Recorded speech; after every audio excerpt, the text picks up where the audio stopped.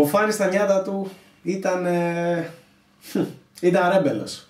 Κάποιοι λέγανε τρελός. Θυμάμαι είχα γυρίσει μια μέρα σπίτι, από τη δουλειά, και τον είχα βρει στο κρεβάτι με τη γυναίκα μου. Τη Μέρη. Και πες εντάξει, περνάγαμε δυσκολίες τότε με τη Μέρη, δηλαδή δεν ήταν όλα ρόδινα. Αλλά ήταν και η αδερφή μου, η Κατερίνα.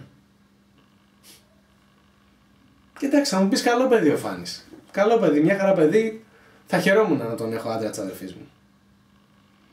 Αλλά να τους βλέπω να χέζουν ο ένας πάνω στον άλλον, να κατουράει στο μάτι της αδερφής μου. Εντάξει, ο καθένας τα φετίχ του έχει.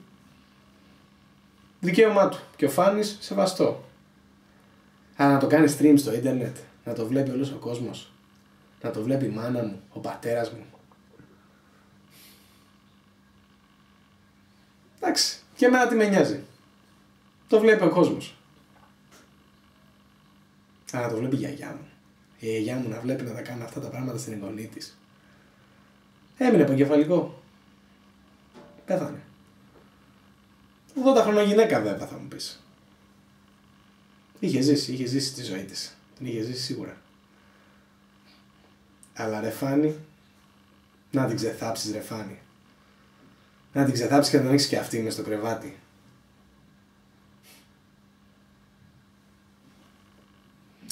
Πήγα να τον κλείσουνε μέσα.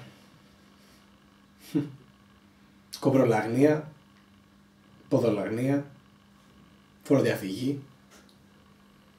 20 χρόνια θα να το βάλουνε μέσα. Όχι Φάνη, του είπα. Εσύ έχεις μέλλον. Εσύ κάτι θα κάνεις Φάνη. Μία μέρα κάτι θα κάνεις. Το ξέρω. Όλοι το ξέρουμε. Σε μένα δώστε τα χρόνια, τους είπα. Σε μένα δώστε τα.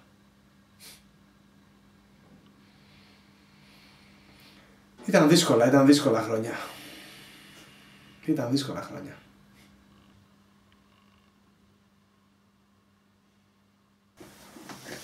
Αλλά εντάξει τώρα.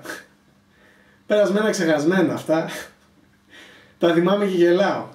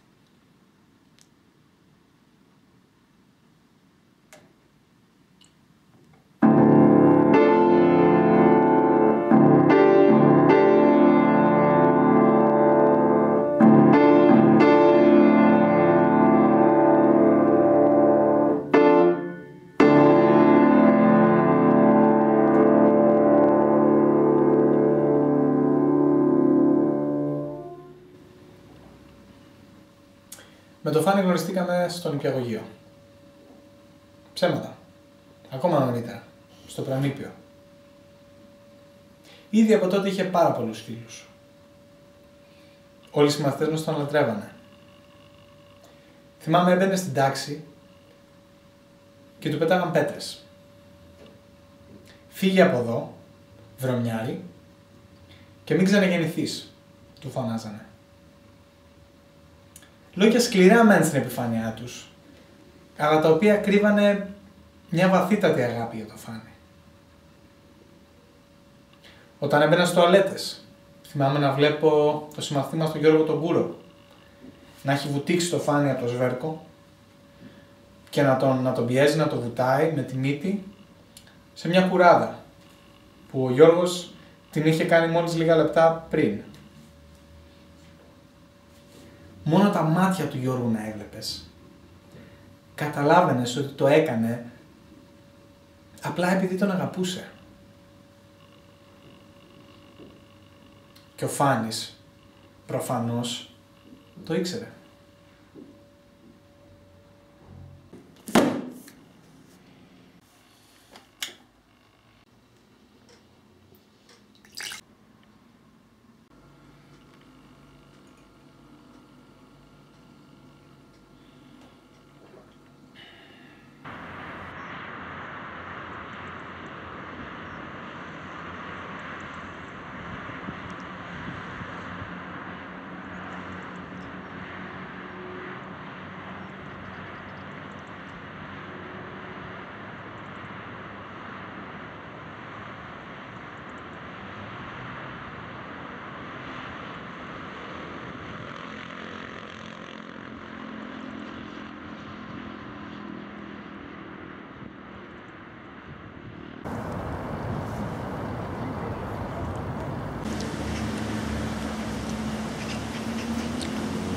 Φήμες. Φήμες υπάρχουν για όλους. Και εσάς υπάρχουν φήμες, δεν με αφορά αυτό. Κοιτάξτε να δείτε, το ξέρω ότι οι επισκέψεις του Φάνη στο Μπαγκόγκ της Ταϊλάνδης υπήρξαν μερικές φορές πολλές. 1, 2, 10 και 15 φορές το χρόνο. Το θέμα όμως είναι ότι ο Φάνης μέσα από αυτά τα ταξίδια έφερνε πίσω κάποιες νέες μορφές χειρουργικής επέμβασης, βοηθώντας έτσι άτομα να βρουν το ρόλο τους. Και θα ήμασταν και είμαστε μάλλον υποκριτές που δεν γίνεται να αναγνωρίσουμε αυτό το πράγμα. Θα σας πω εγώ ποιο είναι το πρόβλημα. Ο Φάνης υπήρξε ένας αέναος κυνηγός, λάτρης αν θέλετε, του κάλους. Του κάλους σε όλες τις μορφές του και φυσικά και στις ερωτικές. Και στην αναζήτηση του αυτή, ποτέ, μα ποτέ δεν τον εμπόδισαν τα τεχνητά σύνορα που λέμε ζώδιο, ηλικία, γενετική ταυτότητα και τα περιττή αυτά. Τι να πω, ναι, φήμες υπάρχουν. Αλλά αν η σάπια σαδιστική φυλακή που εσείς λέτε κοινωνία έβλεπε τους ανθρώπους με τα παιδικά μάτια του Φάνη, αυτός ο κόσμος ίσως να ήταν λίγο καλύτερος.